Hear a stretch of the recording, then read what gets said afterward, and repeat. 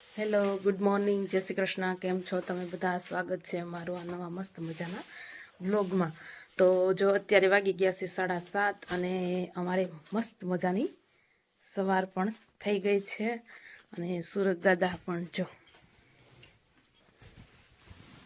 પી દીધી છે ચા અને ભાખરીનો લોટ પણ બાંધી લીધો છે. ગુડ મોર્નિંગ, જય શ્રી કૃષ્ણ. તો ચલો બનાવી નાખું ચા ને ભાખરી. ચલો સવારનું કામકાજ ફિનિશ થઈ ગયું છે. નાસ્તા પાણી પણ થઈ ગયા છે. બને ચા દૂધ પણ પી લીધા છે અને અહીંયા કપડાં વોશ પણ થઈ ગયા છે. અને હવે કપડાં સુકવવા જઈશ ગાર્ડનમાં. પંક્તિબેન, તમે શું કરી રહ્યા છો? મૂક, પલળી જઈશ તું, મૂક. જો ઠંડો પવન પણ એવો છે, આમ જો વાદળાનો કેટલો પવન છે, જોરદાર, અને છે પાછો ઠંડો. તો કપડા સુકવાઈ ગયા છે અને આજે પવન પણ એટલો બધો છે, જો ધોમ પવન છે. પવન એટલે વાત જવા છે. ચલો બેનુને જો ભૂખ લાગી હતી તો એની માટે કડકડીયું બનાવી નાખ્યું છે. તો બંને બેનો જો ખાવા બેસી ગઈ છે.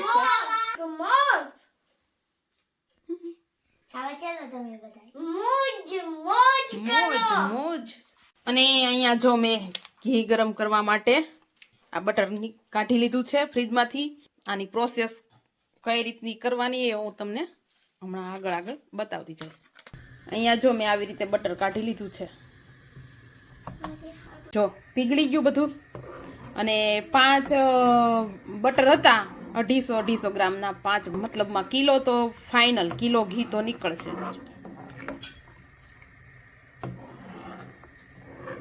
એટલે થાય છે બહુ મસ્ત થાય છે. યુકેમાં રહેતા હોય એને કોઈને બનાવવું હોય તો બનાવી શકે આ લઈને પણ. અને ઘરનું ઘી તો ખરું, જ્યારે જરૂર પડે ત્યારે આ બનાવ્યું. સરસ બને છે, મસ્ત બને છે. અને એની સ્મેલ એ સરસ આવે. નહીતર આપણે આમ સ્મેલ સારી ન આવતી હોય ને તો એમ થાય કે હાલો સ્મેલ નથી સારી આવતી, પણ સ્મેલ એટલી સરસ આવે ને તમને એમ થાય કે નહીં છે મસ્ત. ઇન્ડિયામાં જેમ કેમ ઘીની સ્મેલ આવતી હોય એવી મસ્ત સ્મેલ આવે. જોકે હું ઇન્ડિયાથી અહીંયા આવી ને ત્યારથી હું આ જ પ્રોસેસ કરું છું અને આવી રીતે જ હું ઘી બનાવી લઉં છું. ક્યારેય મેં લીધું નથી. અને એકવાર પ્રદીપ ક્યાંક ગયા હતા ને લાવ્યા હતા તો પછી કઈ નો મજા આવી કે અમે ક્યારેય પછી લીધું જ નથી. એટલે હું કાયમને માટે હું આ રીતના જ બનાવી લઉં છું. મારે જરૂર હોય એટલે આ મેં બનાવી લીધું કે મારે હવે પૂરું થઈ ગયું છે તો હું બનાવી લઉં પાછું આવી રીતે. એટલે બને છે સારું એવું અને લાગે છે સરસ, ખાવામાં મસ્ત લાગે છે. તો જો આવી રીતે. અને એમ કઈ ઝાઝો ટાઈમ વાર લાગે એવું નથી, જલ્દી બની જાય છે.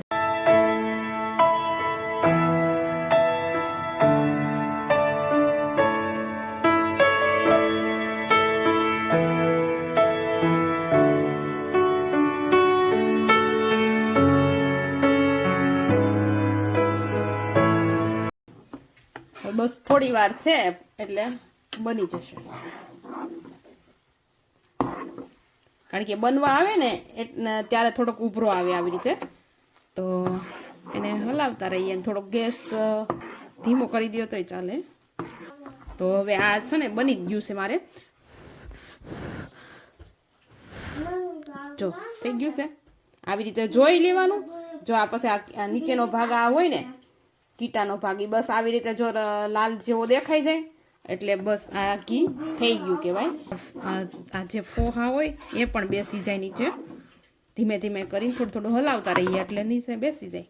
બસ તો જો આવી રીતે બને છે ઘી. ફોહા બેસી ગયા ને, બની ગયું મસ્ત મજાનું ઘી. જો હવે આને થોડી વાર ઠરવા દઈશ અને પછી આને ગાળી લઈશ હમણાં. તો ઘી ગાળવા માટે આવી રીતે સેવું રાખી લીધું છે. અને અહીંયા જો આ ગવણી મેં અહીંયા ગાળવા માટે રેડી કરી લીધી છે. અને આવી રીતે ગાળતી જઈશ. પછી બની ગયું મસ્ત મજાનું ઘી. તો અને આને જો આવી રીતે મેં થોડુંક ઠરવા દઈને પછી આવી રીતે મેં મૂકી દીધું છે ને, એટલે જે કીટનો ભાગ હોય ને એ બધો આમાં ચોંટ્યો રસ, એટલે નીચે નથી આવ્યો. ને ત્યારે બધો ઘીમાં મિક્સ થઈ જાય ને, એ ઘીમાં મિક્સ નથી થયો, આવી રીતે અંદર ચોટેલો છે. અને અહીંયા જો આ ઘી મસ્ત બની ગયું. આ હશે કિલો તો પાકું, કિલા ઉપર હોય તો એ કહેવાય નહીં. બની ગયું મસ્ત મજાનું ઘી.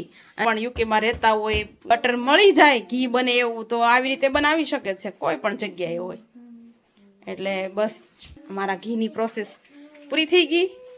જો અત્યારે મેં આવી રીતે તપેલીમાં ગાળી લીધું છે, પણ પછી જો આ ઠરી જાય પછી તમે બીજા કોઈ પણમાં તમારે જો ભરવાનું હોય તો એ ભરી શકો, એવી રીતે પણ ભરી શકો છો. પણ સાવ ઠરવા નહીં દેવાનું, ઠરવાનું એટલે સાવ ઠરી ગયા કેડે પણ જામે એ પહેલાં તમારે બીજા જેમાં કોઈમાં ભરવું હોય એમાં ભરી શકો છો, કારણ કે પછી એકદમ લીસા જેવું ઘી બની જાય એટલા માટે.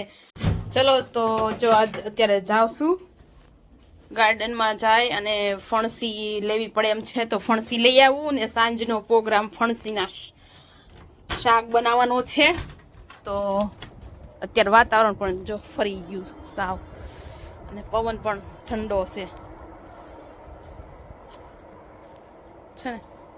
ટ્રેનનો અવાજ આવે, જો આ જે અવાજ આવે છે એ ટ્રેનનો છે.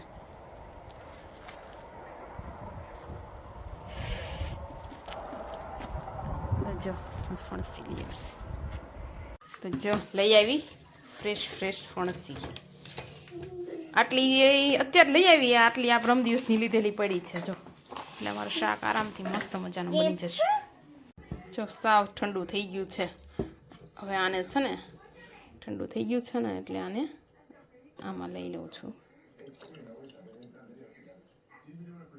તળિયેથી થોડુંક રહેવા દઈએ, અલગ લઈએ.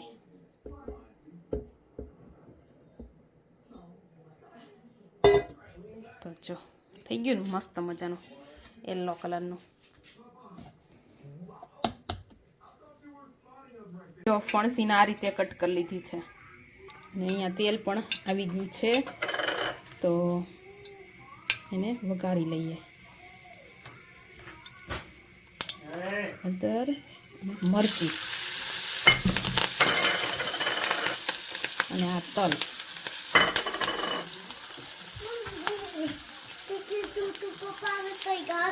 હા જવાનું છે આપણે. ઓકે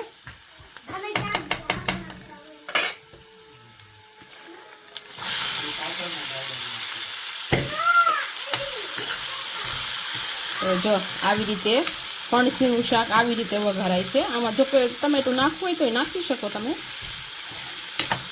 અને લીલું મરચી એક જ, ગ્રીન કલરની મરચી એક જ હતી, અને બીજી એક રેડ નાખી દીધી. પછી નિમક ચડવા મૂકી દઈએ આનું.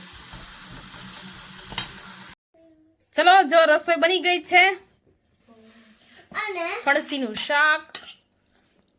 કારણ કે આ કોરમોરું જોયા, અને આવી રીતે જ બનાવવાનું હોય.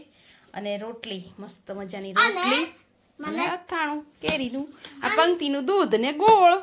અને મને કેરી આનું શાક નથી બનાવતું, પણ મને મારું શાક ફેવરેટ જોઈએ છે. એમાં પહેલા ભૂ નાખવાનું, પછી મિક્સ કરી લેવાનું, પછી તેલ નાખવાનું, પછી ભૂ નાખવાનું.